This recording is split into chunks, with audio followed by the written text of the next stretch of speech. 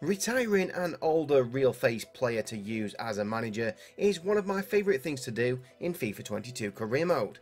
But did you know your retired player who you're now using as a manager will get his own regen?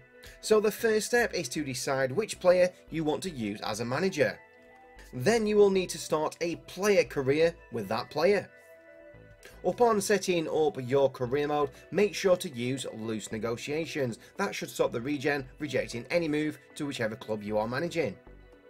Once you are in player career, you will need to go into my actions and then retire your player. Depending on which player you are using, you should then have several teams to browse through to decide on who to become manager of. I highly recommend using a team with a good starting budget because, again, depending on which player you decided to make a manager, some of the regens aren't cheap to sign. Once you have started your manager career, it's then time to search for your manager's regen using the same nationality, positions and the age range between 16 and 21. Your manager's regen should be found in the same league where he retired. Upon successfully identifying your manager's regen, you need to make him your priority signing. And like I said earlier, some of these regens aren't cheap, so you may need to generate some extra funds by selling players to be able to afford your manager's regen.